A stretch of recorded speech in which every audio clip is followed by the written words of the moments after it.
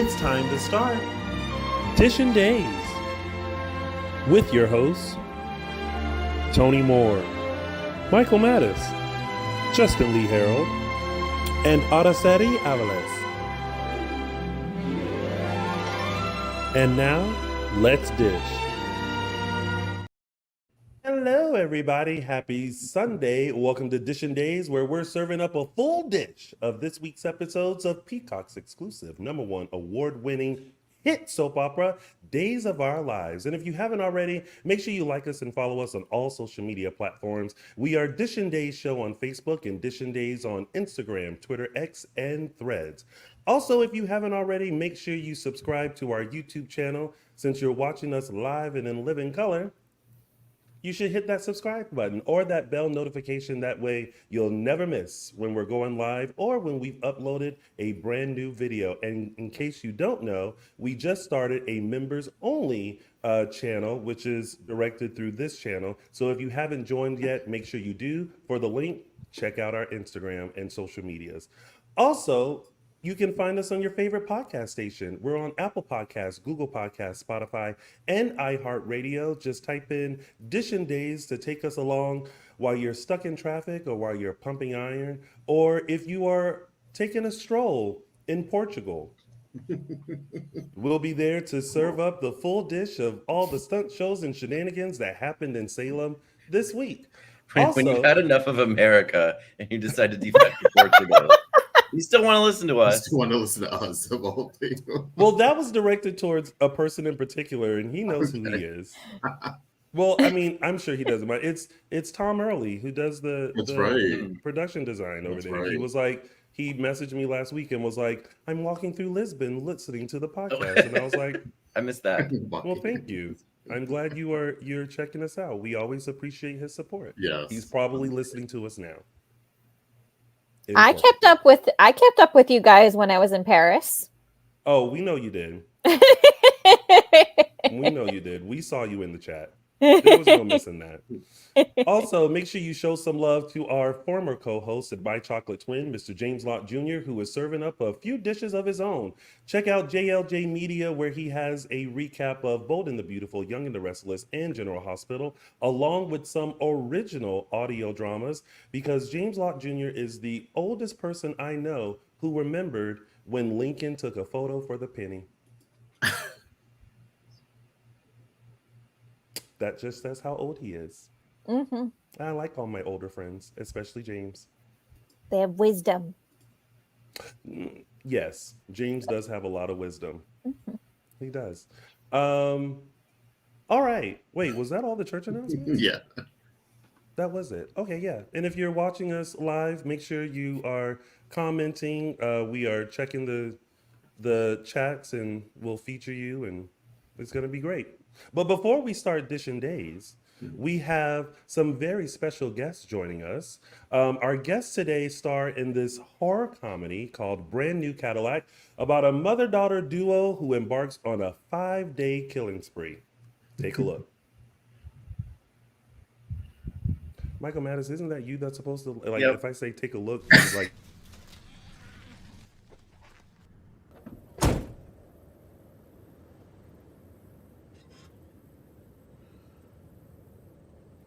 Drive.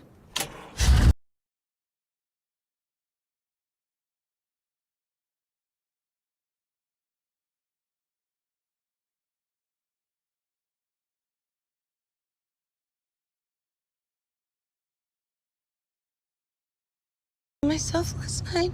Yeah, at least he was cute. Was he? He tasted like Axe body spray and she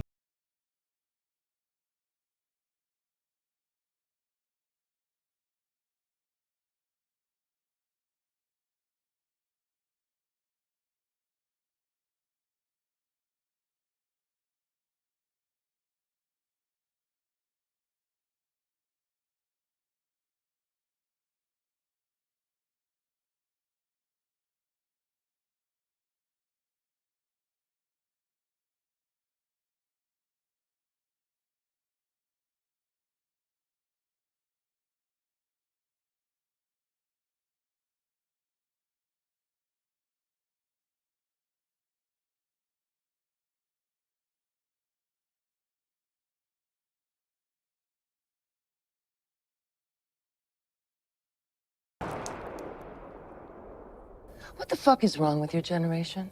I was going to buy her lunch. I mean, do we really look that dangerous to you? Kind of. Ladies and gentlemen, help us welcome Stacy Haiduk and Sophia Tatum. Yay! In a brand new Cadillac. I know. Them Well, people. a 1967 one. First of all, welcome and congratulations on the film. It looks amazing. It looks terrifying, but also fun. Yes. That's exactly what it's supposed to be. It's terrifying and fun, all in one. Nice, Stacey. Sophia, I have to start off. What was the origin for this short film?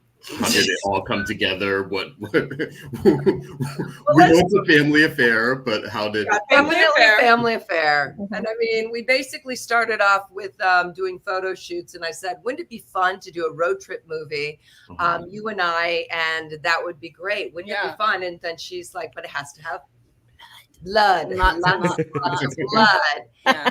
So we delivered that idea to my husband, Bradford Tatum, who took about 2 years to actually do anything about it. This project has been in the making for about 2 years. And then she was like, I want to work with you. I want to direct and I want to star in a movie opposite you. And I'm like, sure, let's do it.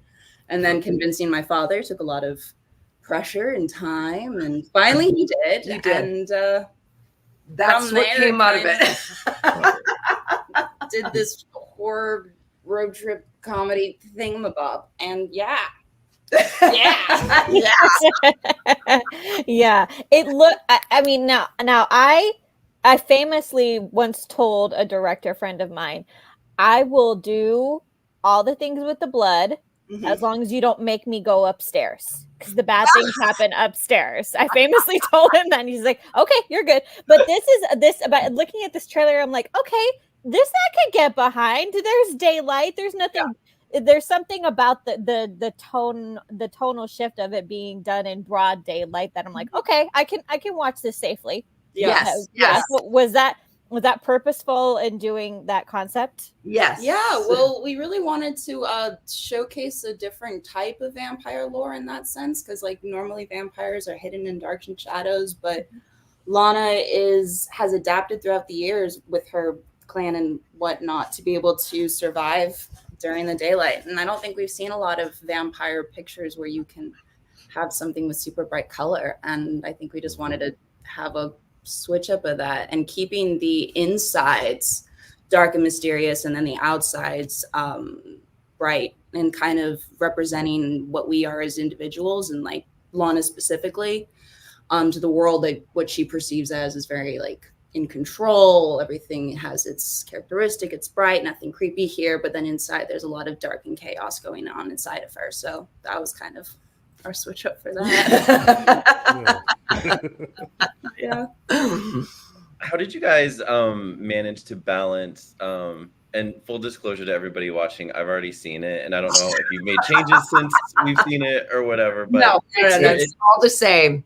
Oh, great, because I felt it was perfect the way it was. I appreciate it. But I know that creative mentality when you can get into a what am I call a pattern where it's like never finished, but you. Anyway, my question was, how did you guys? Because it's a dark comedy, I guess. That's how I kind of took it in. But how did you balance like the darkness and the comedy? Because you blended it very well, in my opinion. Like, there was particularly one moment where I just laughed out loud.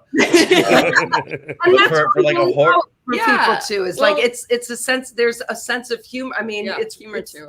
But there's also. But you came to my dad specifically and was like, it has to be fun. It has to be light and a comedy. And I'm like, I need dark. I need horror. So my father, just taking that and following directions, created it all. So he added all those beautiful humor elements, those into moments, it. And then it was just us as our job as directors and actors to just showcase the words that he wrote, which were fucking.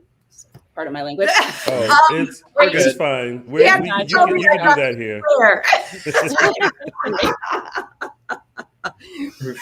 But yes. Yeah, so a lot of it was what was written in, we have a feature film script. And so what was written in that, we just took and, you know, tried to, like you said, showcase what he wrote plus our visual direction that we wanted to go with this film. That was the big thing for us, is we had we wanted to show investors our vision of this, because we wanted it to be beautiful horror. Yeah. Not just, you know, gore and, you know, yes, beautiful. Like the blood scenes are beautiful. They're gothic. They're, you know, and Lana is, you know, from the 1940s in her, you know, get up. And then Strode is, of course, you know, a punk. and there's a lot of love, and these two just come together for this 1 week finally that they, you know, go on a little journey, and the feature script has a lot more of that 1 week, but this was our teaser. Yeah, a little teaser, an appetizer. Are there plans to make the full feature? Oh yeah, We get money. absolutely. When the money flows in, it will. Yes. But yes. Yes. That's the goal of this, is to create a feature. Which, what was it? Because I know that you both are creatives. What was it like coming together and not only starring in this, but also directing it as well? Did you guys? You already have such a beautiful relationship as mother and daughter, but I always feel like when you add that creative element, it's a whole different level. Like, how was it creatively coming together and working on this? For me, it was excellent. I mean, I love having everybody's, like, in this family, we are a creative household. Yeah. And we have our own opinions, our own ideas, but we work well together in a creative way. Weirdly well together. Yeah. And just being on the set and going through stuff, I knew that we were so prepared. But then even in the chaos out in that desert, even being prepared, you have to be in the moment. No, but we work really well off of each other. Yeah. And we have 25, I'm 25 now, so we have 25 years of history and relationship. So with that in of itself, it's like, of course you're going to trust that person. And so we trust each other in explicitly. Is that It's one of the words? One of those words. Implicitly. They're very, very much. I think with that, it allows for freedom to try things here and there. And sometimes they stick and sometimes they don't.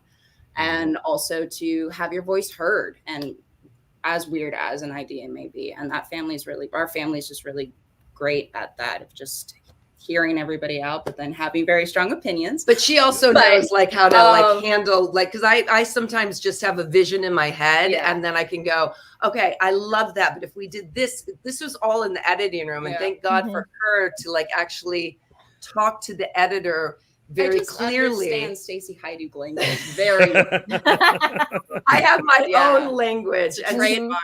Yeah, but she gets it. She goes, "Oh, she means this," and sometimes people look at me strangely, as you know. When we do our dance videos, I have this vision, this and this and that, and then we'll just do this, and you're like, yeah, okay.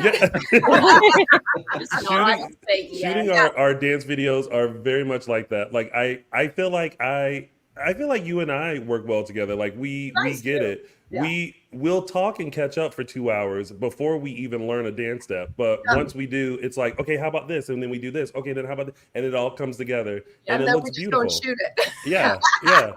People think we've spent, oh my God, you guys must have spent days on that. I'm like, no, we spent just a little bit together and it comes out wonderful. And it's always fun. It's nice when that happens, when you have that creative chemistry to be like, oh, what about this? And then this, and then it just keeps going. So I think we definitely do have that. Yeah, we do. So I will work with her. I didn't even tell her to say that. No. What was the best and worst thing about filming? Because I know you guys mentioned that you were in like 109-degree heat in the desert filming in a convertible Cadillac. Yes. So what was? And you can tell that desert looks hot just by what, like you can tell it's hot. It was hot. It was and trying to just breathe. And I mean, we were so dehydrated half the time. God. We had headaches and stomach aches, and it was just. I think that was probably the worst part of it, was the extreme heat conditions that we were working in.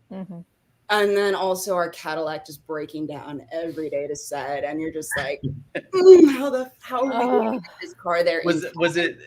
Was it always a Cadillac, or was there ever like a brand new Hyundai or? Always gonna be an old car. Always gonna be that. She had the title before we even had any film. She goes, the name of the movie is going to be Brand New Cadillac. I'm like, great. Where's the Cadillac? Until you get it. That's why. How long did it take you guys to find, like, or was it in the family, the Cadillac? Oh, God, no. no. It took us a while, like months. Yeah. Because we actually had the one that we wanted, which was a 57, I'm going to say, red Cadillac. 59. And we kept going. He goes, well, you can't drive it. Yeah. So I'm like, well, I what's guess. The purpose of this then? I guess we could have a trailer and we could just push the car. But we kept searching. That was Paul's job, to push the car. Exactly. Do it. Paul, stop. No, but yeah, our producer ended up finding it. Well, we saw it, and then we were like, "Check this one out." But our producer handled all the details because but it was just like a week or two before we were supposed to start shooting, and we still didn't have a car. Yeah. Okay, we have a car. Yeah. We don't have a movie without the car. Yeah. And then that's kind of how. And then just oh my God, some of the stories of that will take another like. It was just 20 minutes. That's a DVD extra. Yeah. Oh yeah. Oh yeah. Getting AAA to come out to Palmdale and drive 100 miles to drop off the car, and we were like, she had called AAA, and it's like, oh well, you're gonna have to pay for this, and I'm like, well, you only have. She said, yeah, because apparently I don't have the special premium membership, which allows you 100 miles. But Paul was there, and he had 100 miles, and it took 99 miles to get to 99.9. Oh, 99.9. So we're just Oh my God. That was cutting it close. Oh yeah.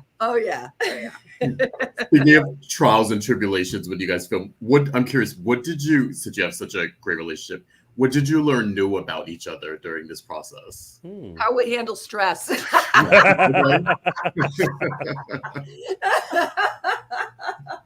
Honestly, I mean, and stress that we're not used to, but like, I mean, just.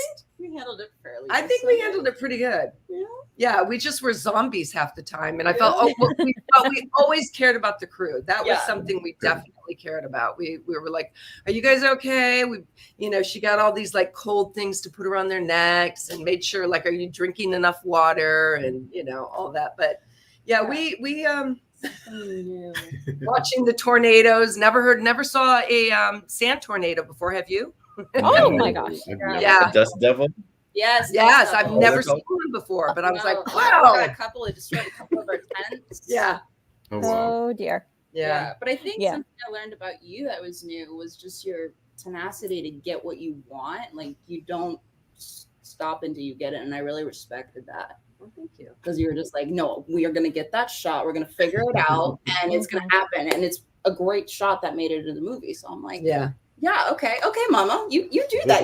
That's the voice of experience. We're done. I'm like, no, let's get this one shot I really, really want. And then I even wanted to go further, but it was like getting to that point where everybody was like, it's going to be overtime forever. And I'm like, okay, no, I can't afford to do that. No, you were like, no, adamant about it. We're going to get this. Thank you. Yeah. That's the voice of experience right there. We need this. And I'm like, it's fine. She's like, Sophia, it needs to happen. I'm like, now what part of yourselves did you put into your characters? Because you're playing mother and daughter in the movie as well. So what part of yourselves and your relationship did you bring to that? Or is it complete polar opposite in the movie? No, I think it's pretty much all of it. And like sometimes, and it's our relationship too, like how she is sometimes the mother in our day-to-day life, and she becomes that, and I'm like the child, and I think that's what we kind of wanted to do when we decided to do this, was like we just wanted to put all of our relationship out there, the good, the bad, the ugly, the love, all of it, and try to execute that the best way we could. But I think a good part of our relationship is on screen. For that matter. And behind the scenes and everything. Was there ever a moment where you guys were just like, we need a break from each other? Like, when you were... That's good.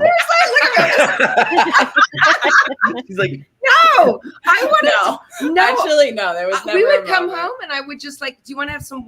I mean, midnight. It would be midnight Yeah. when we got home from like Palmdale, and we knew we had to get up in the morning. I'm like, let's have a glass of wine and let's talk about the shots for tomorrow, because I just was, we were exhausted. But no, I always wanted to, like, when we get into that realm Yeah. of directing and knowing that we have to get as many shots as we can, and in that exhaustion that we were, it was. Yeah. No, we buckled down and we did it. Yeah, but we I don't know.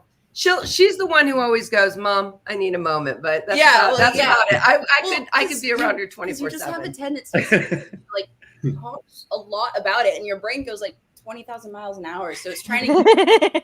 It's sometimes a lot because you're like, what about this shot? And then what if you do this and this? And I'm like, okay, I need like 5 minutes to like organize what you're saying. But see, then when she goes away, then I'm already tired and I don't want to talk about it. That's why I go away. I just picture that situation with family members. It can be like, okay, it can either bond you more, which seems to be the case, or it can, It's families dynamics can come into play. But how many shoot days total did it take? 3 the first Three. time, and then we did 2 extra days for with the pickups because we needed a lot. We needed some inserts. Yeah, we didn't get everything we wanted, and but what was really nice is it was just Sophia, myself, we had Nikki, who was our 16 millimeter. 16. She did 16 millimeters, so we could kind of steal shots. We didn't need a whole. And then we had Paul Toffler driving, being our driver and bodyguard. Yeah. Aw, I love that. Muscle. Yeah. Now, just so that people can appreciate how hard indie filmmaking is, as if the 109-degree heat and the desert tornadoes weren't enough. Yeah. Let's talk about the blood. How we see you got deep in there, Yeah. Stacey, Yeah. and then I saw you got Sophia. You got that full frontal. Oh yeah. Oh, she loved You. it. I hate sticky. Ever since she was a kid and got honey all over her, I'd be like, ew. Sticky is not my friend, and I know what blood does. Yeah. They sprayed the crap out of Well, me. and fake blood is cornstarch. Oh, so it's and very I just sugary, sat there like very this. Yeah. I'd walk around during takes going, I just want to wash it. Wash till the end of the day. And but she loved it. She was just I had a ball. Yes. More, give me more. Yeah, I loved it. I loved walking around in like the middle of the desert, just being like covered in blood. I'm like, I'm good. She looked good too. It did. There were a lot of shots in in the trailer that I was like, I mean, blood looks good on you. Like, I don't know if one can say that, but it's like it's a good look. It's a good look. Well, on next Sunday is the ScreamFest LA, which will feature brand new Cadillac. For you all embarking on this journey, like how exciting or how do you feel about your little baby being featured like on the big screen for many to see? Very excited. I mean, I'm just so super excited to actually see it on a big screen with the surround sound. Yeah. Mm-hmm. I mean, that was something that I cannot wait. Yeah, because we really wanted the sound specifically to be crazy, and our sound designer Abe did a phenomenal job. Yeah. And just to hear all the little nuances in like just a big theater is going to be really exciting. Yeah. But And also it's- very terrified. Yeah, nervous. So I mean, I'm terrified. I'm just excited and nervous. I mean, I even told her today. I'm like, oh my god, a week away, and it's like gonna happen. Real like, people oh my are gonna God. see this. Okay, well we can. Wow. Yeah, but I'm excited. I'm really excited to see it on the big screen, and I want to see it, hear it, feel it. And it's Just proud of that little baby doing its thing. yeah. She's going slowly. Well, but steadily, she's moving. Even though, and I said this to Stacy like a few months ago, I was like, listen, I don't do horror. and Stacy was like, you better be there. And I was like, let me put it in my calendar now. The thing about it, and a lot of people in the chat room are like, oh, is it scary? It's not like that kind of, it's horror, but it's not like it's not like that kind of horror, like the Saws or No, anything else. Like, no. it's not terror. It's and it has heart behind it. Like It you does. can feel it. It does. I've got the perfect pitch for anybody who needs to be convinced. It's Heartbreakers meets Dexter. Oh, Remember that Jennifer Love Hewitt, Yes. Sigourney Weaver movie? Yes. Yeah, Mhm. from That's 20 funny. years ago, and then it's got like that humor Dexter kind of a thing. I think that And it's got great music too. yes, Yeah. the music. A Ladies, little American Graffiti in there. That was something. Yeah. ladies, what advice do you have for someone who wants to either has an idea for a short film or is thinking about it? What sort of advice can you lend to them? I would say just do it. Just do it. I know. do It's, it. it's that 1990s Yeah, Nike ad it's- thing. Just do it. Procrastination is what's going to kill it, and you're never going to do it. Yeah, And 'cause yeah. I that think almost that happened. was the thing with us. Is like if we didn't do it now, we would have never Never. done it. So there's so many things now that you can get. Like you could shoot on your phone. It doesn't need to be grand and elaborate, but just like putting the momentum behind it to do it kind of like keeps the speed up and when Yeah. somebody says, "Oh, we don't have the money or we don't have that," just it's like, nope, just do No, it. Just yeah. do it. You got to just just know, do it. make it. Do it. Yeah. Good. Just a little check mark with just. And that's Right. what James Lott Jr., our former co-host, and myself, we always remind each other to do that because you'll always have all these ideas that will just sit there. And at some point, you do just have to do it. Like it seems scary. It seems like it's unattainable. It seems like you can't. But you then look at people like you and other people who have done it, and it's like it can be done. So yeah, if you guys have an idea out there, just do it. Do it. It's terrifying, but you got to get past that fear because otherwise, what's the point of living at that point? Exactly. There you go. It's like life is scary regardless of what you do. So why not do the thing you want to do? Well, my fear is already going into the dark theater Yeah, to watch you're this. brave in it. Get yourself some It's not. popcorn and pray yeah. that no hand that comes down. I'm joking. So I'm bringing some friends to this, and I told my friend. Good. I said, listen. I said this is because it's a block of other horror Yes. movies as well. I said I'm going to watch theirs. I'm going to exit stage left for the other ones, and then I'm coming back for the Q&A because I promise you, if I'm in there for the other ones, at some point during someone else's, you're gonna hear, nope, and then it's just gonna, and then you just see this bobblehead kind of going, nope.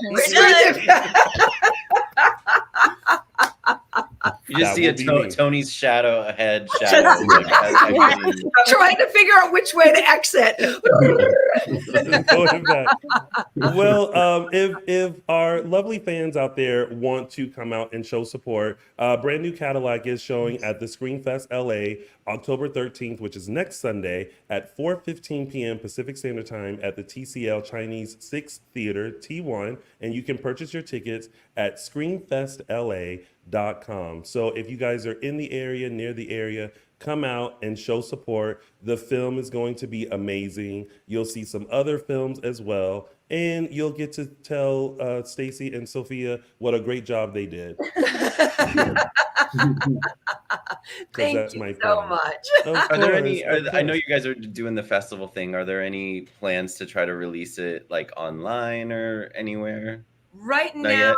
it's just doing the festival route. We're going to see, we're just showing it to people, investors and production companies. That's kind of where we're at right now. And then, I mean, it would just be nice for everybody to see the major picture of this, the whole art vision that we had for this brand new Cadillac. So little Lana and Strode journey. Who they Well, pick up. when you all get picked up in other festivals that are showing in other cities, please let us know so that way everyone can go and hopefully check it out in a city near them. Oh, thank you so much. Yeah, of Appreciate it. course. You're welcome. And congratulations again. I will be there with my popcorn and hot dog. Yes, I'll be there too. hopefully, I'll keep my eyes open. Just know I'm sitting in an aisle so that I can exit quickly. Dodge out as quick as possible. I totally understand. Thank you. I appreciate. I look forward to seeing you all next week. Well, a big round of applause for you guys. That's amazing. Oh, thank you. Great job. Great thank job. you to you all. I appreciate it. And thank you. And thank you guys for of course, and thank you guys for being here. We really want to just use our platform to support you all in your endeavors as much as we can. So and it must be nice like doing something and not having to talk about Kristen. Or Susan. And Brady. And what am I Brady. about that? And then where's Susan? What she did. You know what? No, it's nice to have your own passion project that you're doing. I don't care about the two of them. I love them, but this is our baby, and it's really exciting. So I just thank you for having us on, all of you. I really appreciate it very much. Of course. Well, don't you worry, because now we're gonna go and talk about. We're gonna go talk about Kristen. Kristen and Dr. Rolf and all those fun things. Thank you, Stacy and Sophia. We'll see you guys soon. Love you so much. Love you. Thank you. Bye. Bye. Oh my God, that was so fun. I love having them. You guys are gonna enjoy it. I saw it at their little sneak peek, and it's such a great it's and sometimes when your friends or acquaintances, they're like, oh, I made a film, or I made a short film, and sometimes it's those are kind of, it's an iffy thing, because you obviously go to support, and then it's like, talking about me? No, I got yours. No, but like it's too existential, and you don't understand it. This is not. This was very well executed. Just from the presentation, you can follow everything that's going on. Great character development, even in the short amount of time they had. And again, like I said, there's some true heart behind it. And to everyone maybe turned off by the horror factor, don't be, because you will be entertained by this. Yes, and that is my unpaid review. True feelings. I haven't seen the full thing, but I got a Heartbreakers vibe just because it felt like they had that instant chemistry, obviously because they're mother and daughter. But yeah, that again, what do we say all the time? That chemistry matters, and I think part of what sometimes sinks some short films is you can totally tell that these people just met. There's no connection. Yeah. There's none. Yeah. But this this is different. Like from the jump of the trailer, I can see it. It's like some people do stuff because someone had a camera and a budget and they said, let's just do it. So I know there have been times where I've sat and I'm like, You leave and you're like, what did I just did you like it? Yeah. Meanwhile, when I was doing my short, I was like, God, I hope people get this. Like, I think they should. Oh, I hope people like it. Like, it's nerve-wracking because your brain works differently from everyone's. But I think this is going to be very enjoyable. So I'm looking forward to seeing it next week. With that, we now have to go on with our show and talk about this week's episodes of Days. What did you guys think of this week? I know what I thought. I know what Mike thought. Monday and Tuesday can be thrown in the trash. The rest of the week was pretty good. Yeah, I thought decent overall. There was some stuff where it was like, oh, okay, we're still doing this, and then other plot lines are like, okay, good. We have something else to focus on and look forward to, and some good soap opera drama, good soap opera family drama. Yeah. Look, I will say there was a lot of different contenders for this week's It's a GIF, like a lot. Well, I love that you had a lot of contenders for It's a GIF. I was just trying to get through the week. At some point, I was just like, whew. Yeah. But then I perked up because I was like, oh. You know what? Oh gosh, where's I need to remember this. I want to ask people which storyline are they gravitating towards. I think that's a good question to ask. And don't feel pressure to capitulate to what we like. It's what you like. Nobody say body and soul though. Okay, wait. So let's start a quick round robin before we start Dishin Days. Michael Mattis, which storyline are you liking right now? The Fiona, Sarah, Xander, Brady, that whole thing, and then now the Kristen, Dr. Rolf element coming in. I'm very intrigued by that, and that's what I was talking about. Like that's good soap opera drama right there. Yeah. Justin, what about you? The same. The Sarah Brady stuff is leading for me. Yeah. Yeah. Araceli? Yeah, ditto. I think just because we're in all those stories, we're not quite there yet. Yeah. Like in 2 weeks, if you ask me the same question, I think my answer will switch. I mean, for me, that body and soul drama. No, I will say what I'm still intrigued by is the Abigail or Abigail storyline. Yeah. I think this week I was like, wait, what? Like, yeah. Some like things. what is? We're still learning stuff. We're still learning stuff. Sprinkling. It still feels like now. Wait, now how are we? It's what? And so it's intriguing when I feel like I have to go to the board and go, okay, now wait, now we thought we knew this, now we know this, and now this is this, and so it's definitely perked my interest. So now let's dive into it. It is now time to start Dishin Days. I also want to shout out to my mom. I know that she mentioned that she was in the chat. Mama I Moore. hadn't had a chance Yeah. to say hi, but hi, Mom. Welcome back to the chat. I hope you've gotten a chance to catch up. All right, so let's kick things off with our first storyline, which is, but wait, there's the twist. We are talking about body and soul. The only thing that I like about any of what's going on is the fact that Kate is the most Kate she has been in years. And even like, I don't know, I feel like even the way like she was looking and dressing, like she had on that blue suit and her hair was just gorgeous. And I was like, and she's, telling people no, she's taking charge. And I was like, yes, this is Kate. This is the only redeeming factor of this storyline for me. Apologies to everybody involved. It's not landing for me. And I just feel like it's one big, like I said before, it's one big wink, wink. And to every aspect of it, and I don't understand what this is serving.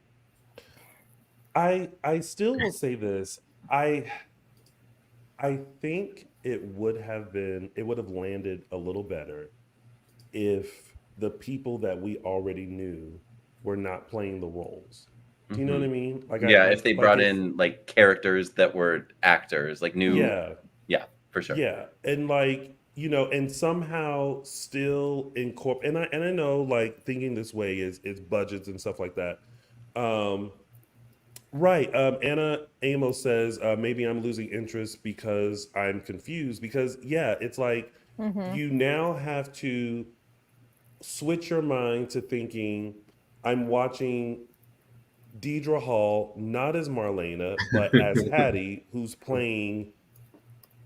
Who does she play? Is it Cassandra? Or Charlemagne? Is it Charlemagne? Oh, Charlemagne. Yes, Charlemagne on Body and Soul, which is a soap within Days of Our Lives. So it's a lot to have to process. So that's why I feel like it would have.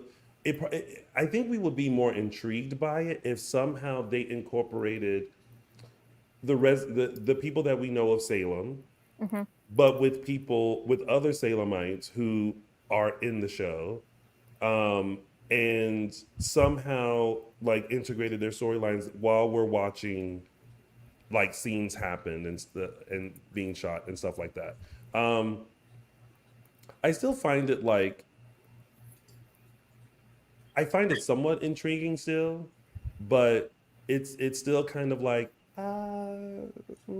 was there a different way to like present it to where like it would have came across a little bit better, Yeah, I think for me, I liked. I'll say a couple of things. I liked it's giving some of the actresses, well, specifically, I guess, Deidre Hall and Judy Evans. Judy Evans, yes. Mm-hmm. Something, they're giving them decent material, and I meant specifically this week in terms of showcasing their talent. That part I like seeing, especially in their scenes that they had together where they were, again, this is meta in a different way. They were sort of apologizing to each other and trying to make amends through their characters. So again, the confusing part, who are we talking about? Are we characters? Are we the first characters? Or are we the secondary characters we're now playing? So that part I kind of like, just it gave them a little, not something to do, but a good scene, I guess, which was great. One confusing, sorry, were you done? No, it's okay. And this week, I think I didn't mind the behind the scenes stuff of it, because I feel like some of that is true in terms of like we're doing sort of guerrilla filmmaking. I got to get this space and we're going to shoot here. Then I got to get this space. We're going to shoot that part. I didn't mind. It was, I don't know. Sometimes they're leaning in too much on other things, but it's not horrible. It's just, it's not clicking yet for me. Yeah. What was jarring for me was that, okay, they're shooting their first episode and already there's somebody dying. There's somebody like they can't even get an episode shot. I was confused about why. Okay, so one character was getting killed off, but then the two actresses had drama, and then they made the other character. I was like, why are they? I just got really confused about the whole thing, and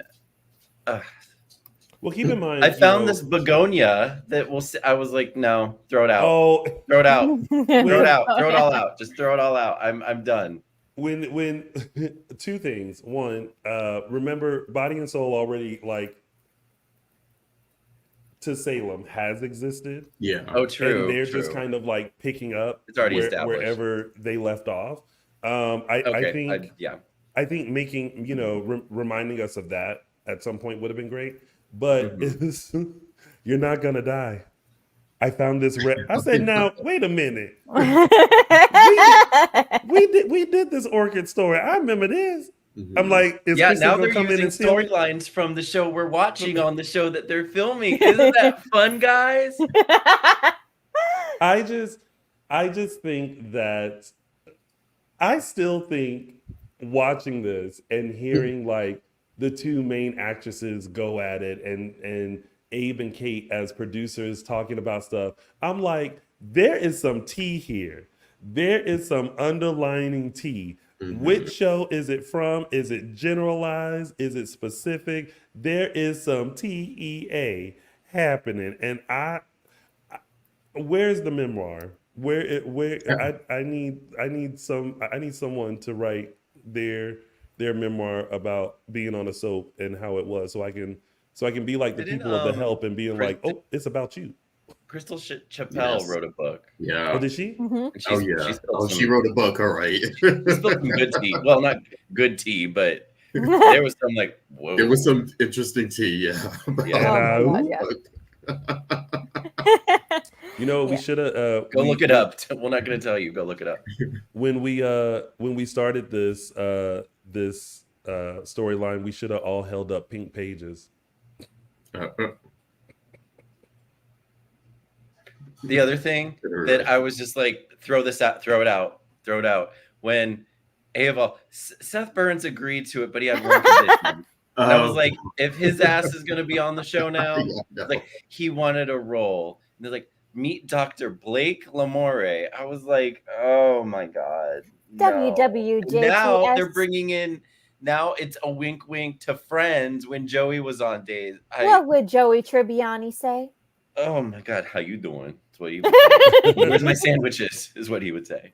I just can't. I can't. His line delivery. You have a that visitor. Was funny.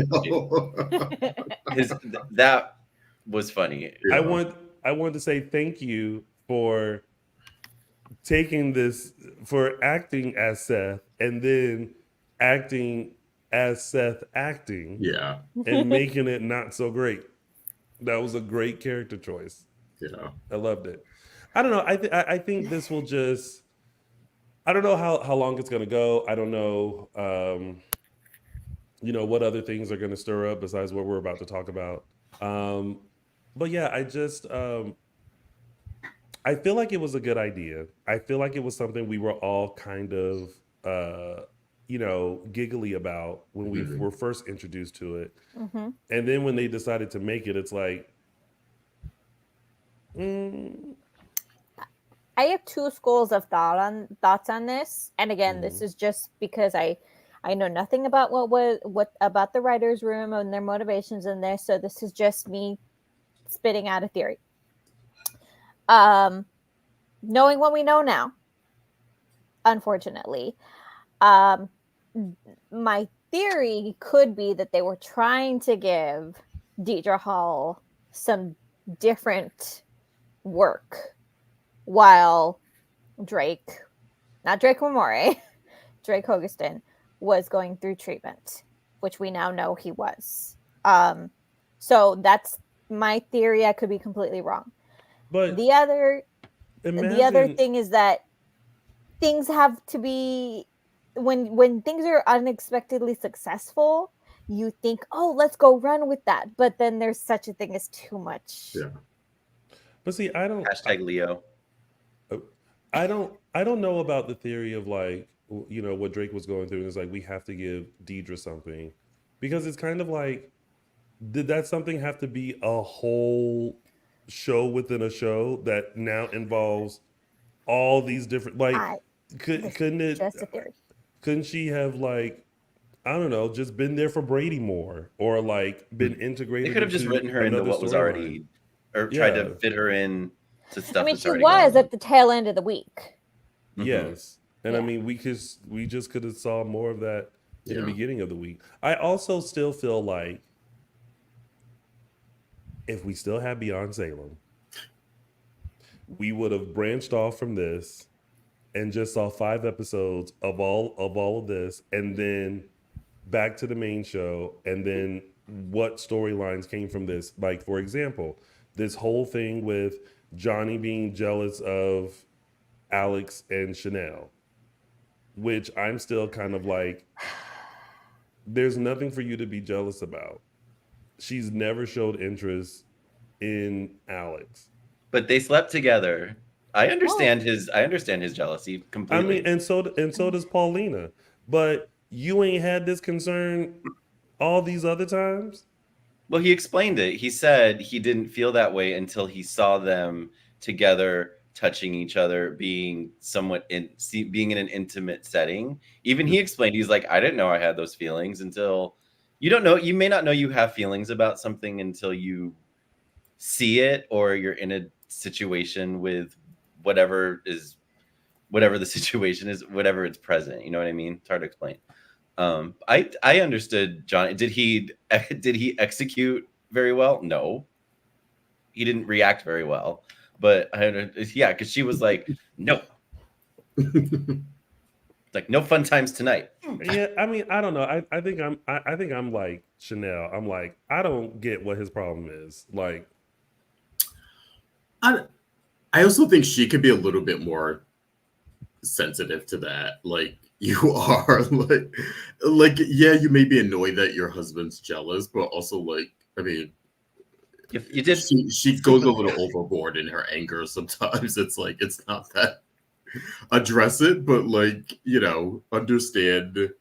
I have a feeling Chanel would be the type to also be jealous, so that's why it's like, okay, you can sympathize with your husband here and not be so hard on him. but I also think it's like, imagine when like there's not that intent, and someone keeps saying like, that's your intent, and it's like, no, like where are you getting this from? So I don't know. I feel like I'm like Switzerland. Like I can kind of see everyone's side, but I'm also just like, at some point you have to trust her, and that this is just, people can have chemistry, but not go there. Do you know what I mean? Like I feel like we see that on the show. Like It's called acting. just because two people have chemistry doesn't mean that they're like doing stuff. It can stay platonic. Yeah, it's just it's a job. So Look, truly the only part of this that I was actually interested in was Judy Evans. Wouldn't it be ironic if this is the work that Judy Evans wins an Emmy for? I would tell her to submit just because she's a character playing another character. Playing another character? Yes. I would. Miss Judy Evans, it's your time. You are turning. This is our time. Yeah, you're turning, the fluff into gold. And No, I she think that it's your time. Shit into sugar. Mm-hmm. Yeah.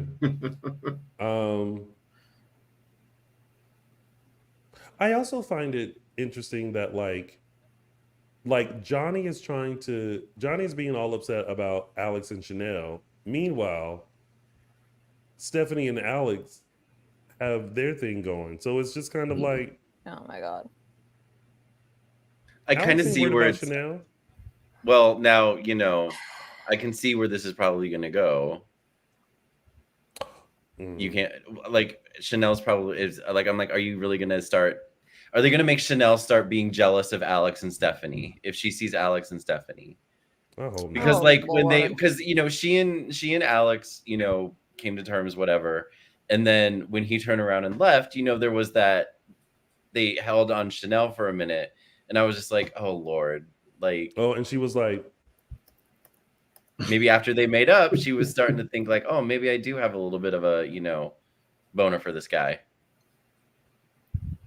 I leave doubt to it. Michael Mattis. I don't know. Well, I mean, I guess we'll. I like Alex and Stephanie. Like I'm glad that they're pairing them again. It's a little bit of a repeat, but we didn't really get a full thing with them Because of before. that damn phone. Yeah, and there's no as of now, there's no Chad factor or no third That's right. interest. But like I said, maybe that'll be Chanel. Hope not. The only thing to me more boring than the body and soul stuff, because at least I can understand some of the behind the scene shenanigans, but I'm sorry, Alex and Stephanie are snooze central. Oh, really? No. I can't. Every time I say that Stephanie should be single, nobody listens to me. And I will give you a very practical reason for it. Guys, what happened to chemistry? I need some You don't think Alex and Stephanie have chemistry? No, I don't. Well, I'm sorry. I don't see it. I don't see Abigail it. and I Rob? really don't. I thought they had it before. They've When always had Stephanie it. and Alex first. I don't see it. Just because they're two hot characters doesn't mean that they have No, off they the have. charts. It's not just about them being hot, Araceli. They actually work well off. To me, each other. my opinion, they work well off each other. They have a chemistry. I don't see it. Same. I have the same sentiment because when we were first introduced to Alex and Stephanie, Alex was the playboy, and Stephanie was like this ambitious boss.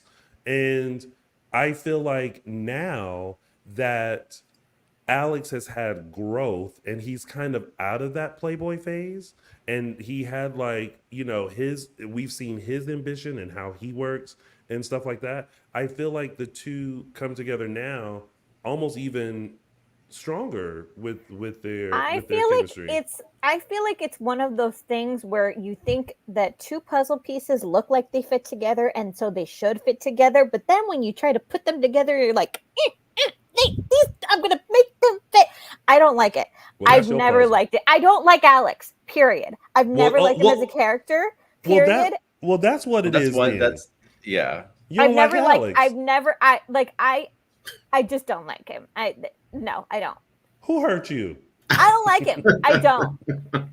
And I like Robert Scott Wilson, and I like the other character he portrayed, but I've never liked Alex. There's probably very little that's going to get me to like Alex. And Stephanie as a character, because I've been watching Stephanie as a character before Abigail Klein took over the role, and I've always felt like, Stephanie, you deserve better. But I don't know why you keep picking the wrong men, girl.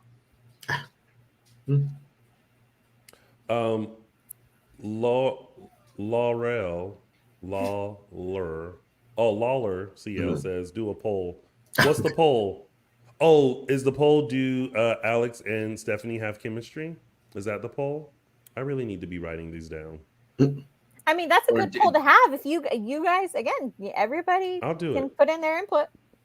Okay, let me just write. Do Alex and Stephanie have chemistry, and then also which storyline are you liking right now? Okay, we'll put those up. You know, everyone keeps saying, okay, like I was honestly on the Stephanie needs to be alone train after which relationship now? I don't even remember. Right. I think when the Chad thing went down. But I'm sorry, if the girl likes to have some dick readily available, that's who she is. That's what she wants. We have to support her. But then I feel like you could just go with this a friends with benefits thing. Why you got to be in a full blown relationship?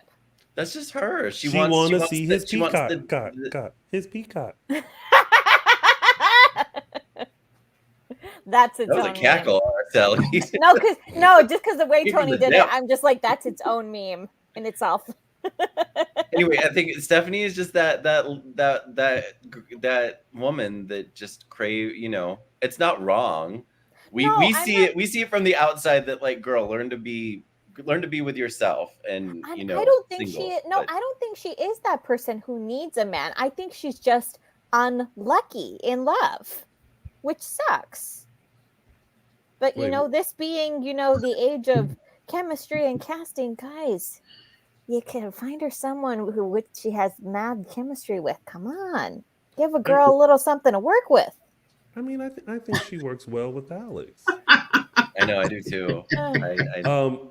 You know who else should be writing this down? Justin, because Justin, this could be for you a verse. Yes, the thing. Mm-hmm. I can't believe you don't see no chemistry, but and someone else was like, I like Alex and Gwen together. I was like, no. If someone else besides Stephanie, I would have liked them to explore Alex and Kristen.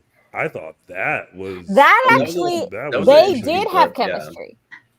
That's the thing. It's like it's not. This isn't. Yeah, well, no, that's not me being prejudiced against him as a character 100%, that I can't see when he has chemistry with someone. I thought that he and Kristen had great chemistry, but it just wasn't going to last. And that's okay, but I don't see this. It could have lasted. Again, we'll never know. Someone didn't like it, so they didn't continue it. We'll never know. Yeah. All right, well, that was that storyline, right? Yeah, I hope so. Let's move it right along to our next storyline, which is Rolf to the rescue. And this is, we're gonna put everything in here, from Brady, Xander, Sarah, Fiona, to Tate, Holly. Everyone's all this. First, before we get into that, can we get into the Holly, Tate, Sophia of it all? I now see the family resemblance between Tate and Brady. They're both dumb. No. Well, and it's generational. John was pretty dumb in love sometimes. Brady's dumb in love, and now father, son, saying that they passed it from generation to generation. Some genes are just stronger. I'm like, dude, she's literally smirking. Just look over your shoulder. She's literally smirking right now. For some reason, I feel like I've never seen Araceli like this way. I'm sure we have. Probably after a few, but this is what I don't get. Let's recap, shall we? You were interested in this young lady who had no interest in you, who then used you in order to make her stepbrother jealous that she had a crush on. She then decided to experiment with drugs, overdosed. You then came to her rescue still. Oh, no, I'm sorry. Before even that, she hatched up a plan to have you help her break up Johnny and Chanel, and then that didn't. We saw how that went because Chanel was like, "Baby girl, let me tell you something. You better back up. That's mine." Then you decided to experiment with drugs, overdose. He then covers for you. You slip into a coma. He goes to jail. You wake up, leave him in jail. Before finally, confessing everything, you then decide, like in the midst of this, oh, I'm finally going to give you a chance. He then lies to his dad about where he's going to be all summer because the parents don't want y'all near each other. So you concocted this whole lie, sending a friend over to lacrosse camp.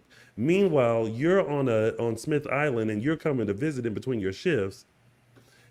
All this to end up breaking up because little Miss Hot in the Pants Sophia came into the picture and said, "Stay." See, I think Holly is doing herself no favors either, though. I think even without Sophia, they sort of made it very easy for Sophia to come in and cause trouble. Mm-hmm. Oh wait, I'm sorry. That's not really why they broke up. They broke up because you was snooping in his house to find evidence on his daddy to take him down. And because you mad that your daddy got hit by Eric. But that was the initial like break between them. But remember that Brady had convinced Tate to go back to Holly and to cut her some slack. And it was because Tate walked in on Holly slapping Sophia that he switched. So you know what I mean? So it's like, while Holly has some stuff to work out and she should be allowed to go talk to her mom and work that stuff out, it's kind of like that thing of, they would have been on a break. Nobody friends reference me right now. They would have been on a break. Are they on a break? Or they would have taken some time apart to just so that, like, okay, you go work on whatever you need to work through, but I can't do that with you, kind of a thing, and left Sophia out of it. But now Sophia squarely put herself into it, and Tate, being the dum-dum that he is, can't do the simply, like, I'm not even asking you to move. I'm not, like, literally just go like this. That's all you had to do, and you would have seen little Miss Hot Pants smirking over your shoulder. You are very mad about that smirk. I am, because it's that smirk got you upset. That's how upset I used to get when Sammy was pulling Sophia's shenanigans with Carrie and Austin. And I feel like that whole slap scenario, I feel like there was maybe one time where Carrie, Sammy was, poking at Carrie. Carrie hauled off and slapped the bitch across the face. And then Austin came in and was like, "Carrie, what are you doing?" I saw a clip today. Carrie. And then Carrie looked like the asshole, even though she was baited into doing it. I get it, because then Sammy would be standing there like, with her little smirk after getting slapped the shit out of, and it was infuriating. So I understand it. Yes, she pulled a Sammy. We have a new little Sammy Brady. She pulled a Sammy, and we were all looking at Austin like, dude, seriously? No. All I'm saying is they wouldn't even be at this point had, I don't know, they had broken up when he got left in jail. Well, you know what? It just furthers my point. It really does. It really does. Mama Moore, come on. You going to tell me that you wouldn't have looked at Mr. Tony and said, and if he was being treated wrongly, and you wouldn't have looked at him and said, "Son, open your eyes. Open your eyes, really?" Again, they should have. And just when I was warming up to like them being together after all of that, then they go and break up. It's like now I feel like I'm in an episode of Dawson's Creek. Yeah. But part of it is them dumbing him down to like this dumb teenager who's horny and can't recognize sort of a snake in the grass. There is a bit of part of that where they're just hand waving the stuff. He should, even if he's fighting with Holly, he should also still sort of be suspicious of Sophia. So it doesn't, you don't have to have one or the other. Like he has his issues with Holly, they can break up, and he could still look at Sophia and be like, get out my face. I don't trust you. You're a liar, and keep it moving. So I don't know. I like I said, but I like Sophia. I think the actress is good. I'm liking her more now than I did before, when it was just vengeance. I feel like they're expanding her character a little bit more. And even though she's scheming, it's this scheming I can get behind, because she's also she's taking advantage of their issues, as opposed to like completely either making stuff up or causing sort of them trouble, which not that I think it's fair, but it's not as nefarious. I feel like Sophia got a dose of empowerment from Fiona. And now she's like, yeah, I'm gonna go after what I want. I'm gonna tell you this. Ever since that morning that Sophia went over to Smith Island and saw that man shirtless in his drawers, she has been stigmatized. That's where it's. That's where it. I mean, sure, it was a little bit before that, but then that's when she was like, "Well, good morning," and she has been like, "I'm gonna get you." I'm gonna get you. She wasted no time either. She landed that kiss on Tate like, "Oh, I'm glad everything's out in the open." No. But the way Tate was looking, I was like, Tate is looking like there is a struggle between what to do. Yeah. Because I feel like he wants to do. And you know what makes this so frustrating, doubly frustrating, is that there is a missing third party in here to slap the common sense into these people, into Tate. So like with Brady has been unlucky in love and dumb in love for as long as I can remember. And, you know, by the time, like that person for Brady would have been Marlena, but by the time, you know, she usually, unfortunately, came to the party kind of late. So by the time she was able to have any influence, she was like trying to talk to him, talk sense into him, kind of a thing, when she really should have been slapping him upside the head. And in any other scenario, I would say get Teresa out of prison so that she could come and rescue her boy from the dumb decisions that he's making. Unfortunately, one, she's still in prison and we won't be seeing her for a time yet to come. And two, she unfortunately is going to like anyone other than Holly for Tate. So that's kind of a screwed up situation there. Holly's hair looked good though. It did. Yeah, it did. Her new hairstyle she's had the past 2 weeks. Nice and bouncy and full.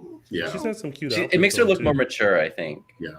Like the other hairstyle made her look like a kid, and now she's like a little bit mature, like a young woman. Okay, now we move on to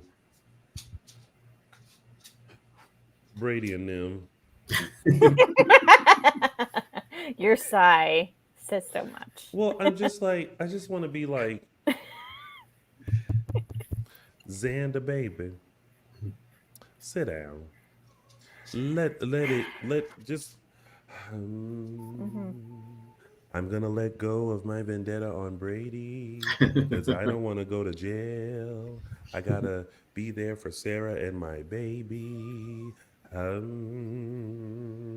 of being so consumed with making sure that man gets what he think is coming to him, because I still feel like he's gonna end up looking stupid when you realize your mama was the one that did it. Now, are you gonna have this same kind of energy with your mama that you did with Brady?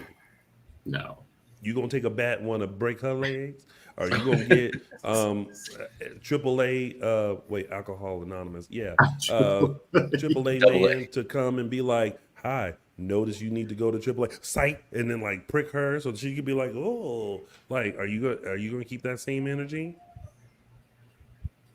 Dylan, we get it. You're the shining white knight for Araceli. You calm down. Oh, he got so offended when my mom said for Araceli to calm down. He came in. He does that too, Mama Moore. Now you calm down. I'm good. Tony and I are actually in full agreement on this subject. Tate is dumb. Brady is dumb. Sandra is dumb. If it wasn't for the women in their life, i.e. Maggie and Sarah, unfortunately, Tate is kind of hopeless at the moment. But if it wasn't for Maggie and Sarah, Xander and poor Brady, and Marlena too, these men would be hopeless. They say I'm hopeless. Sorry, I feel like I have a song for everything.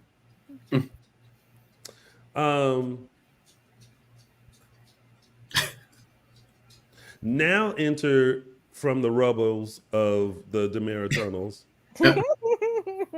Looked like a bomb went off down there. Well, guess what? I love how I do miss Rolf intermittently. I don't need to see him every week, but when he comes, I get a good chuckle because he just kind of tells it how it is. Yeah. Mm-hmm. Again, we don't need too much of a good thing. He comes into town, does his thing, and then we'll leave and then come back. Yeah. Yeah. Now, and see, I knew they weren't going to keep that girl in a wheelchair. Now I'm like, there's a serum. And Dr. Ralph has been not the Fountain of Youth serum, but Sempre Viva. Live forever. There you go. Now a warning. Oh my God, you took it right out of my mouth. Now a warning. Now a warning. Okay, I did get a kick when he and Kristen were talking, and she's like, "You perfected the Fountain of Youth or the Fountain of Youth syrup," and he goes, "Look at me. Do I look like I perfected the Fountain of Youth?" I was like, right. I was like, you use it on yourself first, right? But let me tell you that Dr. Ralph came to like do his presentation, which, mind you, I found it hilarious. He was like, here's this, but I'll explain it to you in layman's terms. It's just going to take me an hour or two. I'm like, it looks like it's going to take an hour or two to read that. The layman's term should be the shortened Cliff Note version. Yep.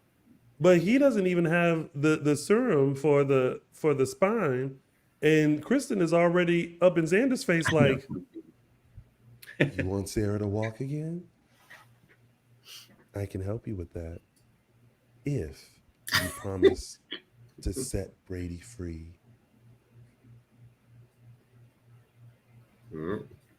Protecting her man. Can she have another man? Like Dear Days, you know what? That's another poll. Name another man for Kristen. Because you talk about somebody that just needs a platonic relationship.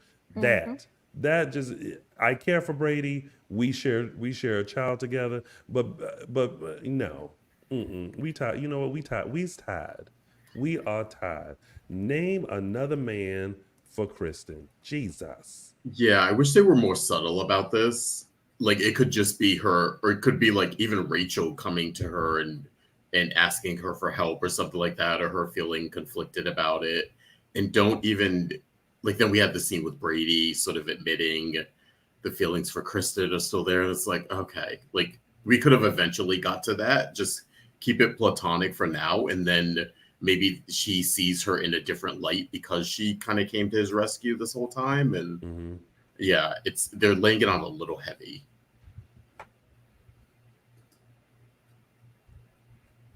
Anyway, are we done with this storyline? Eric overheard Fiona, oh my God, Fiona and Sarah, but we don't know exactly what he heard. He was just kind of lurking in the bushes. Yeah. He's a lurker. It felt like Kim Kardashian's That's how he looked. But also, like, why would you be going that way? In the bushes. Yeah. Like what path put you in betweenst?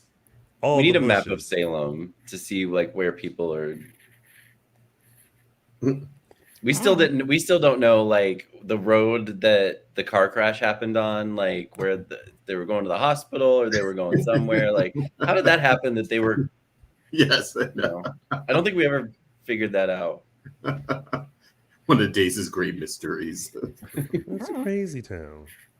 Crazy town. Oh, right. what about, okay, speaking of just how the city of Salem is formed, they have a new exterior shot. I think it's of the hospital, maybe. Oh yeah. Where it looks like it's in some ginormous city. Yeah, I like, saw. this just sprawling metropolis. Yes, I know. But that Salem's supposed to be a small town that can't even have a price town in it. You know? I did notice it. And I'm just like, these establishing shots just don't. The establishing shots don't, except like the one that's like the hospital, the police station, like those like match what Salem, we imagine Salem to look like. Yeah. Like the one that, like, I don't know, the one where it looks like Salem's like a giant city that just doesn't match. Just my an honest critique. I didn't know. I noticed it too when it came out. I was like, oh, we have a new exterior shot, but the hospital's different. I was like, oh, Salem looks like Los Angeles. That's fabulous. All right. Well, let's move on, shall we? Our next storyline is Abigail meets her family. Okay. Let's do a recap, shall we? Number one, Felicity, meet the Green family. Felicity and Aaron believe that their parents died in a car crash. Their mom, or an accident. Their mom and dad. Meanwhile, Mark and Abigail know that Clyde has the mom, and that they were told both parents had passed. We realized a few weeks ago, or maybe a couple months ago, that Mark and Abigail are brother and sister. However, when Felicity and Aaron saw Abigail, they said hi to her as if they didn't know her. Although Felicity was like, "You look familiar," which then brought me to Jennifer being like, "You're not my daughter." I was like, I think we're onto something here, people. But then her saying, "Oh yeah, with all the surgery and everything, like they don't." But I'm also like, well, at what point are Mark and Felicity going to acknowledge a sister? So all this has intrigued me. Yes. So we're getting. Sorry, I forgot to pull down. If 2 + 2 = 4 and 5 + 5 = 10, how does Felicity and Aaron not mention or know about their sister, but Mark does? I like that they're sparsing this out. I mean, they're like it is a little bit of a slow burn, but I like that we learn something new. I feel like every single time. Yes. I'm wondering if they think she's dead. Well, I wonder if the younger I assume that the younger sibling thought that the sister was dead, but that they just didn't recognize it. Think she's dead, didn't recognize her because she had plastic surgery. So that part's correct. So that part of the Abigail lie, that part we now know is true. That she had reconstructive surgery. Yeah, it just doesn't apply to her being Abigail. It applies. Do we know why she had plastic surgery? No. I'm wondering, was she? He says it was in a car accident. Sorry. I'm wondering, was she in the car with the parents that this whole accident? Yeah. Because it stemmed from were they all involved and they maybe think she's dead? Well, then was the car accident real? The accident was real, but we don't know if Abigail was in it. We don't know how long. Look, Tony just laid out what we know. All these other questions are things that we don't know. We need to. That's the fact. I do like the fact that we learn something new every week about this family. But now I'm at the point where, like, okay, I need some resolve. I need a little bit of resolve. You need to give us some nuggets of what the hell is going on, so that we as the audience know exactly. Even if it's just who she is, you know, she's not Abigail. Yeah. Right. So who are you, ma'am? Yes. Give us a name. I mean, and who is your mama? Yeah. The other part. And where is she? And did she have reconstruction like you did? I've got questions. Somebody got answers. Does anyone? I'm assuming the mom is Katerina. Is that's crazy? The popular theory? Yeah, I'm assuming because it connects the John part of it that we've kind of that sort of been pushed to the side. Yeah, it would explain John's presence in this storyline, or at least from the beginning part of it. I got no clue. This is all. I'm just gonna say I'm intrigued, but I am also confused. Yeah. Mm-hmm. Yeah, we need some clarity on a few things. Yeah. At this point. It did into the past 2 weeks where we were like, okay, if she's because remember we were wondering if the siblings knew of her. Right. Because we were like, why would she voluntarily go out into Salem if her siblings could see her? But now we know why she did that, because her siblings wouldn't recognize her because she now has a different face. So she could just be walking in Horntown Square. Yeah. And they wouldn't know a thing. Yeah. Sorry to this woman. So I guess we just don't know. We don't. Because even with that thought, we don't know. I don't know. Yeah. And I'm just taking it all in and seeing where it goes and hoping we get. But here's the thing, because we love the characters, we're along for the ride. Yes. Yeah. Do you know where you're going to? Do you like the things I like to show when you? Yeah. I like everyone in this story. I have no complaints. I think everyone's doing great in this story. I just need to know the tea. And I actually thought that Abigail was about to get caught when Julie was like, "Nah, I done been in the attic." Yeah, I did. Close. Because that's where the kids play. And I saw the box. But Charlotte was just playing with it. I was like, "Ooh, Julie, you can't do that. Girl, I thought you had said, nah, I put that box in a certain spot and I came back and it was moved." And now she talking about, "I remember my vows." Suspicious. But that's not what Julie said. But I mean, I know that Abigail has her obviously her own reasons for not telling the children, but I genuinely think that all the reasons that she's given Chad are valid. Yeah, they still shouldn't know this. I didn't even understand Julie's position. That's traumatizing. Like, she's been in town. I mean, we've seen again. We've been.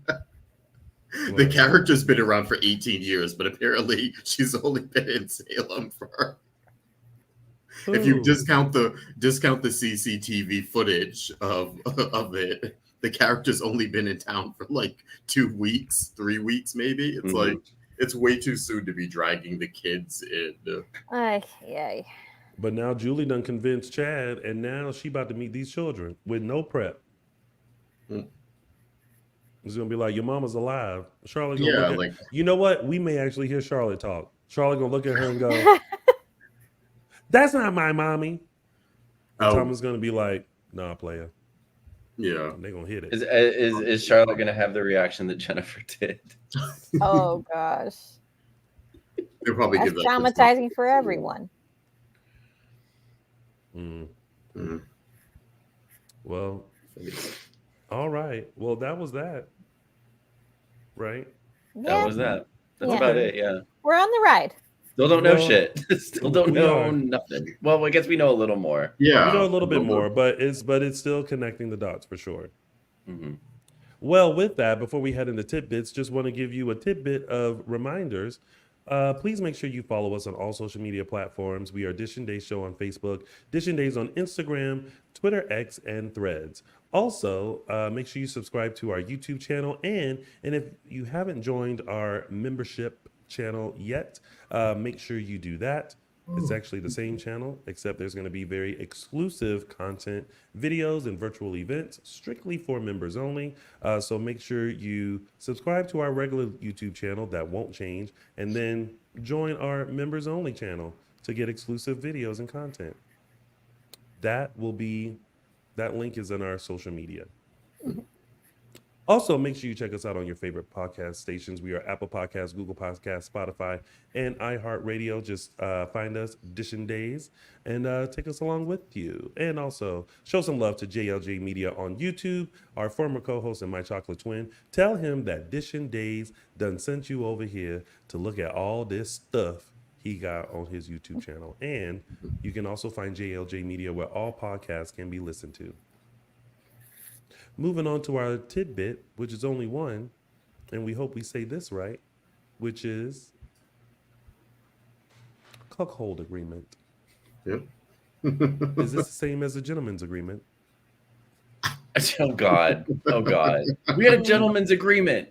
We have a general agreement. Who was that? Now I forget. Who was doing that shit? And Chad and Stefan. who? Chad and Alex. Oh, Chad and Alex. Oh yeah. Oh, that's right. God. Gentleman's agreement. Hey, Michael Mathers, you know what we have? God. A gentleman's agreement. We need to get some. I like another round of. I was because I've lost track who has whose shares of Demira, and so when EJ came and was like, I'm not going to file this lawsuit if you sign this. I was like, this is about Demira shares.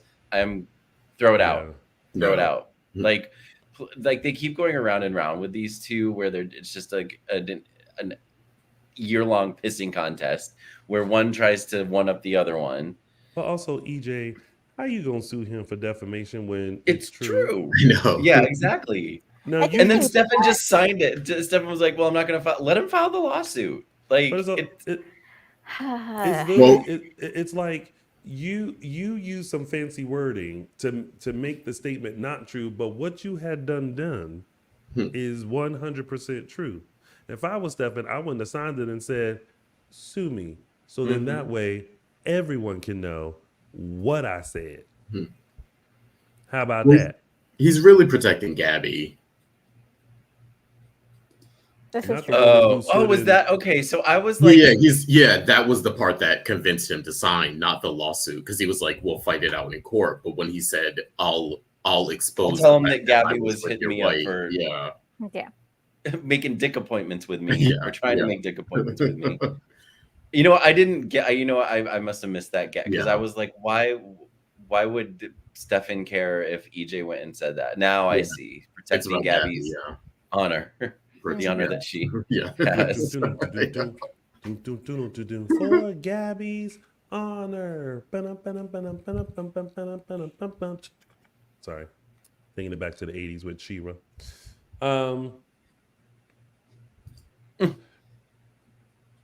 That was the other thing. I was like, maybe he signed it like, go fuck yourself or something. But no, he signed it. And I also think Gabi still has feelings for Stefan. Oh, totally. Oh, shit. Yep. Oh, yeah. I get that. I think now she's conflicted. I think she still loves Stefan, but now I think she's, starting to develop feelings for EJ. And now I think she's confuzzled a little bit. Well, I like that we got some clarity at least on where Gabi stood this week, which was that she could forgive Stefan, but she can't forget, and that's the part that's tripping her up. That she can't get the image of Stefan and Ava out of her head. And so at least there's some clarity in knowing that, and that she's not being petty to be petty and being reactive to be reactive.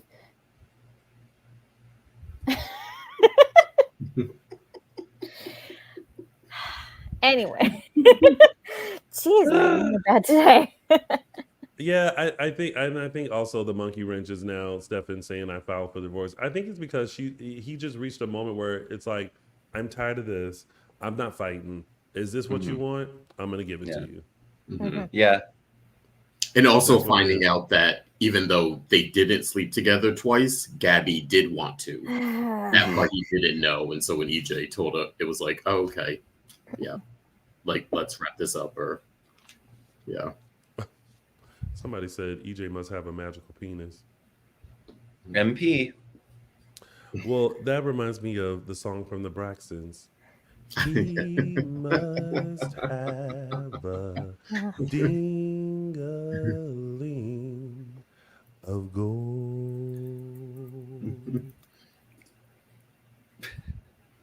Okay, I chuckled at that. Stay away from my sister. Keep you and your dick away from my sister. He was so good up until that point. No, I was laughing at EJ when he was like, "Oh, you're out of the coma." He's like, I didn't know the difference. It was like, yeah, I didn't know the difference. Like Dan Fiergirl really sells that like smug son of a bitch part of EJ, where just sells it. That damn smirk on his face.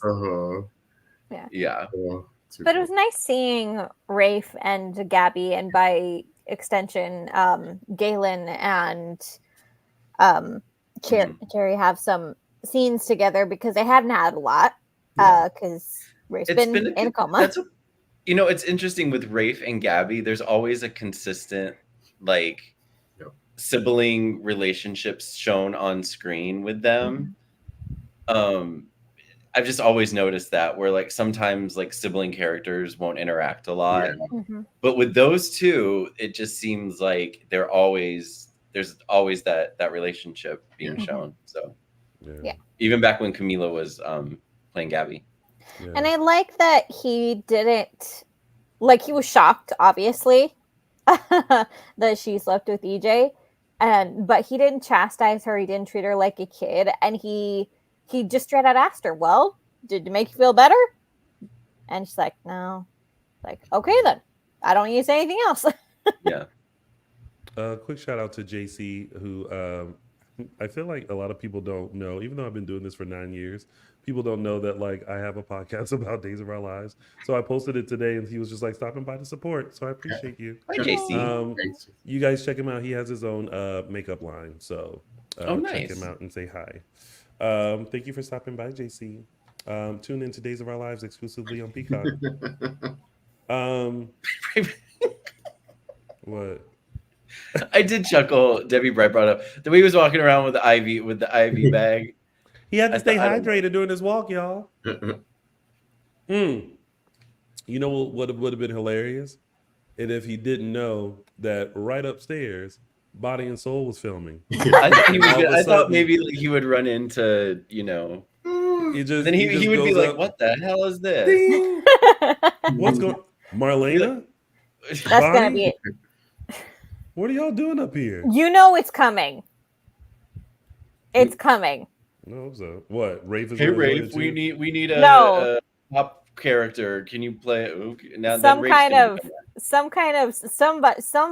about to go to where they say the 10th floor. Somebody's gonna be wandering some wrong way in the hospital, and they're gonna land on the set. It's coming. No. All right. Well, that was it. That was your week of days, everybody. And now it's time for our favorite part of the show, which are our segments.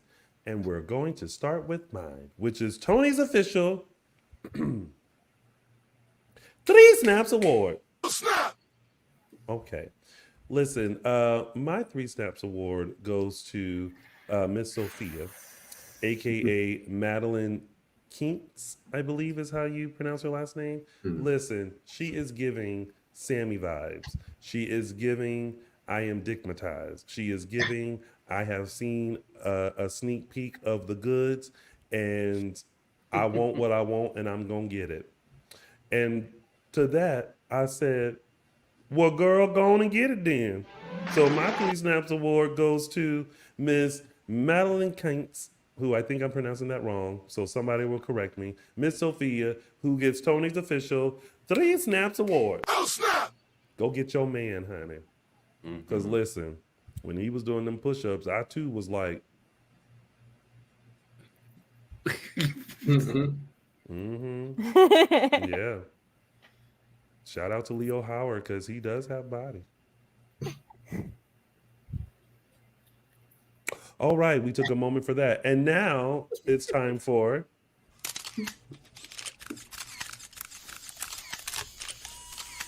Caption That. All right, this week's Caption That photo comes courtesy of Kristen and Brady. We have not seen Brady in a jail cell yet. He's just been hanging out in this room. I don't know if they just don't have the jail set or what, so they're just keeping him here. Anyway, regardless, Kristen and Brady, and this week's caption goes to SJH801 Sandy on Instagram. I couldn't find her real name. Apologies. An Instagram with, "You think you're being punished? I have to go on another field trip with Rachel," which is totally something Kristen. I can hear Stacy's voice as Kristen. You think you're being punished? Yeah. So thank you, SJH801 Sandy. And that was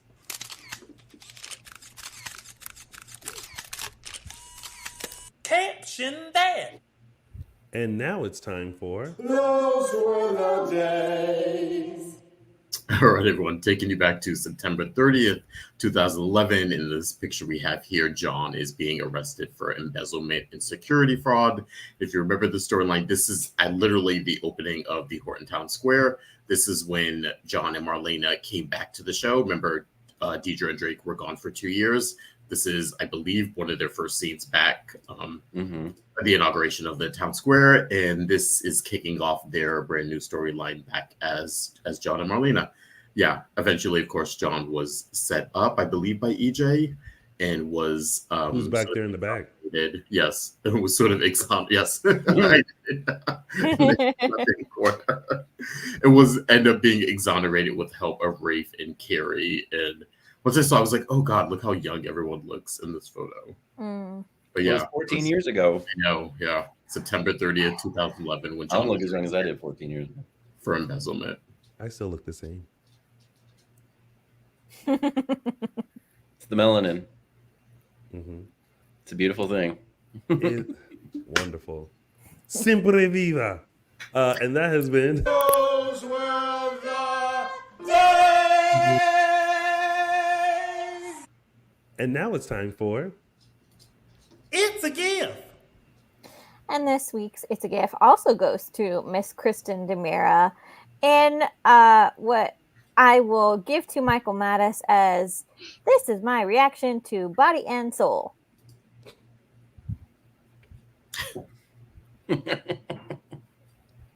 It's for you, Michael Mattis. Throw it out. Throw it all out. Trash. Throw it out. Trash. And throw it out, light it on fire. It's a Gift.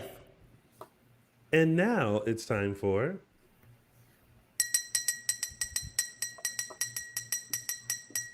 News and Gossip. Yeah, we're starting with, again, just a reminder, Drake Hogestyn unfortunately passed away last week. The tributes have been pouring in. I'm sure most of you have seen them on social media. Drake was a wonderful guy, and it's sort of exemplified in people's tweets and recollections of him and stories. So go check those out if you haven't. But one in particular was Access Hollywood did an interview with his on-screen sons, of course, Christopher Sean and Eric Mortzoff, and they shared a bit of Drake's private battle as well as the last memories with their TV dad. And then we had a really great one from Stephen Nichols, who we know was very, very close to Drake Hogestyn. He also spoke to Access Hollywood about what their friendship meant to each other, which is going on almost 40 years now. So both those interviews you can check out on accessonline.com. And just we were also sort of featured in those clips. I think interviews that Araceli specifically did during Day of Days last year. Yeah, so you'll see my last interview with them. Yeah. And you can also get Deidre's exclusive statement that was given to Access Hollywood about Drake as well. Yeah. Yeah. All right. Oh, Well, Lord. hot off the heels of some sad news, we got big news this week. Yeah, these are all the people who are coming back, guys. In 2025. In 2025. Okay, so just hold on tight for a bit, but let us get through this. Yes. Executive producer Ken Gorday has confirmed that 2025 will see the returns of Christy Clark, Leanne Hunley, Victoria Confel, Chandler Massey, Tal Penglis, Melissa Reeves, and Charles Shaughnessy and Matthew Ashford, in addition to the already announced return of Christian Alfonso and Peter Reckel. So yeah, that's how many people are coming back.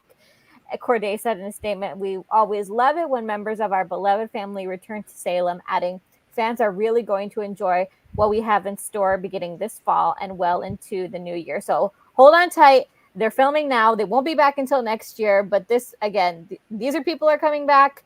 We've got Will coming back. We've got Sierra coming back. We've got Sammy coming back. She was also announced. And before all of these people come back next year, you're going to get to see another Devereaux, because starting the week of October 17th, we'll see the return of Casey Moss as JJ Devereaux. So one more Devereaux will be back before we get into the holidays. So buckle up. We're going to see a lot of people coming out of the woodwork, coming home to Salem. I'm glad they're bringing Casey back. He was good. He fit well. Two things. One, Missy Reeves' hair in that photo looks so good. I was like, all right, work, Missy. But I'm so glad to know who's coming to Salem in 2025. Nothing thrills me more than to know who's coming back next year. Oh, God. 9 months from now. Well, in addition to those casting news, there's some other casting news about day stars on other projects. We're starting this year or next year. But a mix, actually. So we'll see. We'll see. Some might be 9 months. We'll see. We have Patrick Muldoon. We're getting some fun new cast members for his newest project. Denise Richards and Guy Narduli. Joining Patrick in the indie thriller Dirty Hands. Plays one half of a drug dealing brother duo who must fight for their lives after a routine drug deal goes bad. Production starts this month in Chicago. And I know Michael Mattis, you had a little exchange. We see your picture you took being. Here's how it went down. I got 2 missed calls from an unknown number. I do not answer calls from unknown numbers.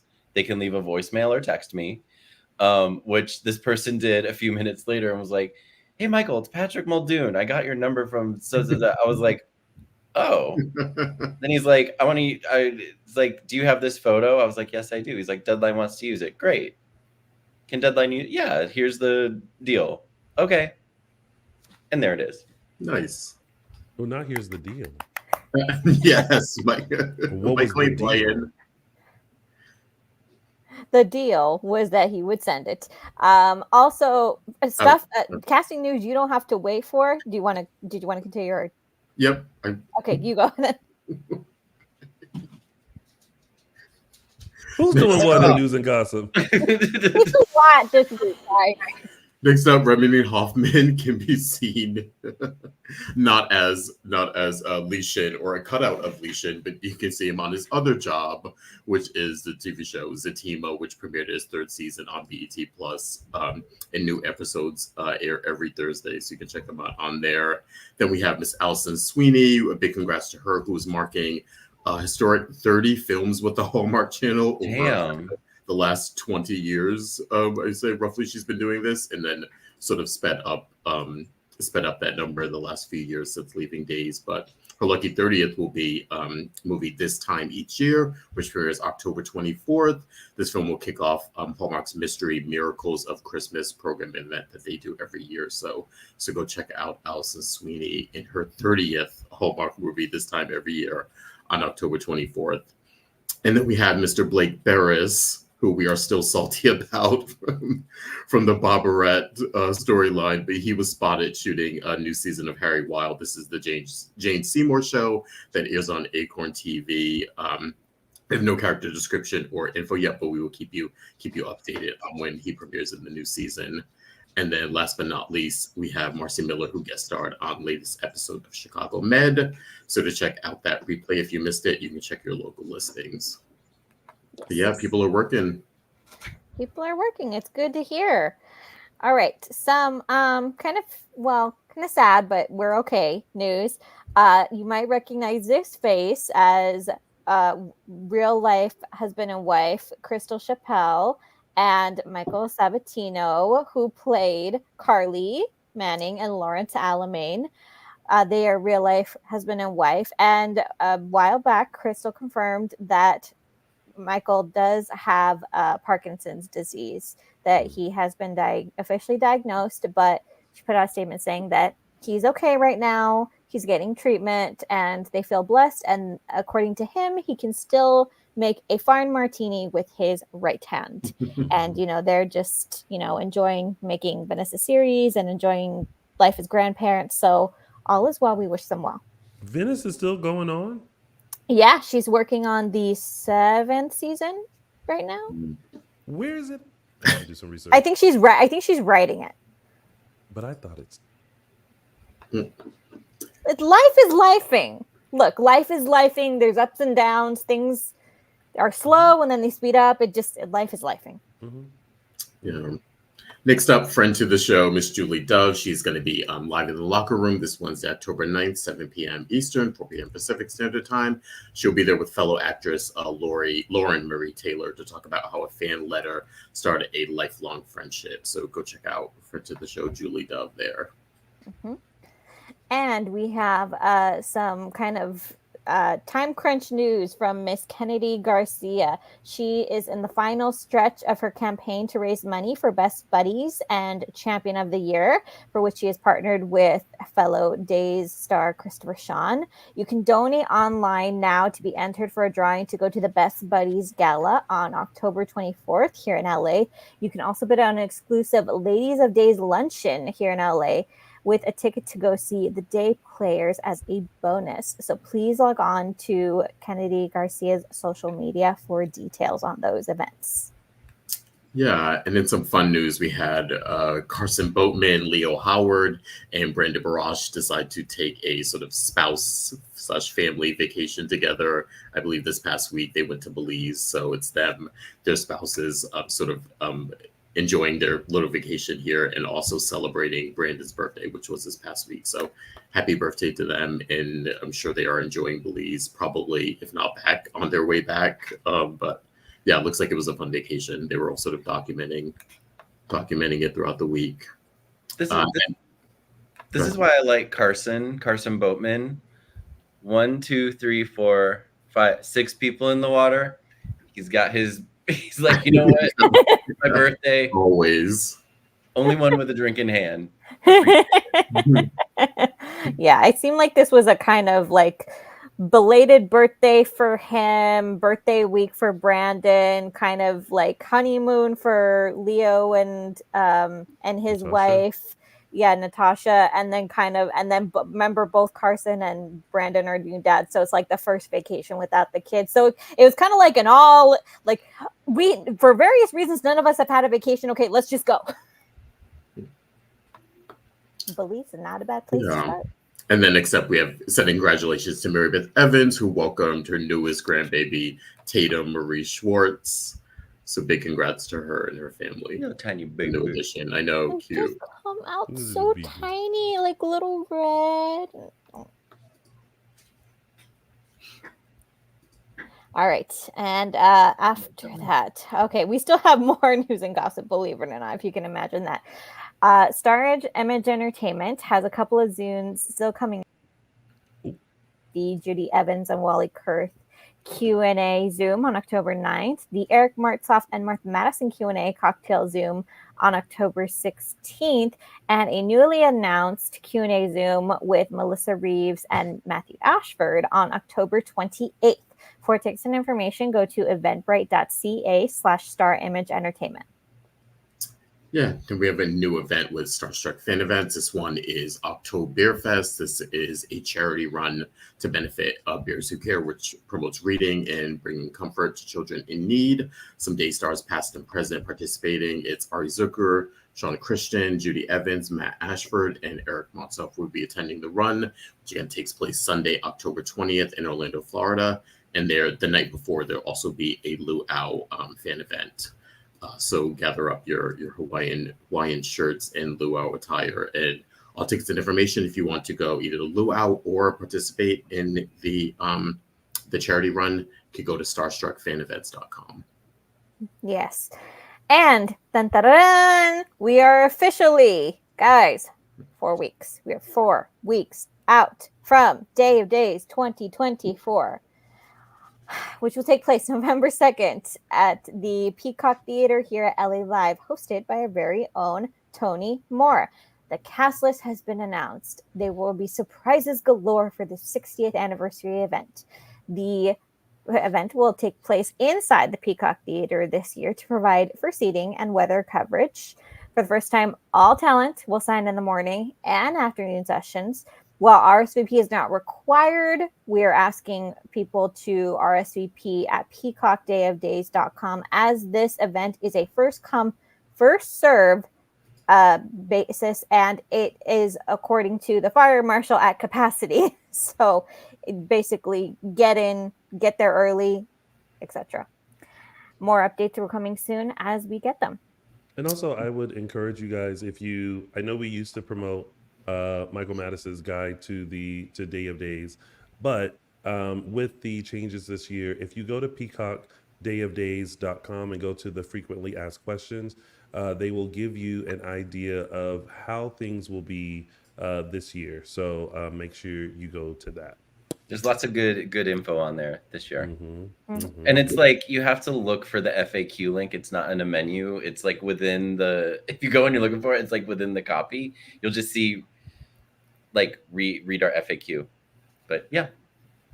Nice. And continuing our Day of Days weekend, we have a Starstruck fan event happening that Friday night before. This one is called Yesterdays with a Twist, with past day stars in attendance. Last week gave you an update that Peter Porte, unfortunately, due to scheduling, will not be able to make it, but they have added both Julie Dove and Remington Hoffman. So that should be a fun one. Tickets and info, you can go to starstruckfanevents.com. And if you can't make that event that night, the Ladies of Hollywood will be hosting an exclusive cocktail and dinner party now on November 1st from 5:30 to 9:30 p.m. For tickets and information on this event, email Lori Beth at lorimatrix@yahoo.com. Yes, and capping off that weekend, the night of Day of Days, the Day Plays are playing at the Bourbon Room. And they've also continued to add new dates in Naples and Tampa in Florida in November, where they'll be joined by fellow castmate Leo Howard, who'll be filling in for Wally Kurth. And then they've added a couple new dates for the new year in 2025, specifically February, with new shows in Charlotte, North Carolina, and Atlanta, Georgia. And all tickets and info, you can go to thedayplayersband.com. And that finally has been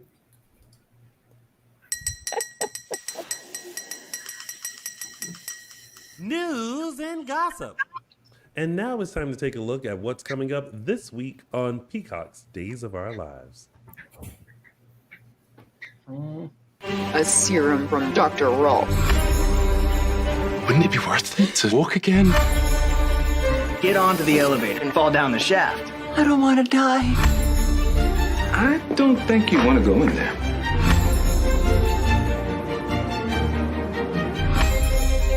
Paris, here we come. Chad, what if we got married? You want me to kill Chad? You were with Brady that night. You were the hit-and-run driver.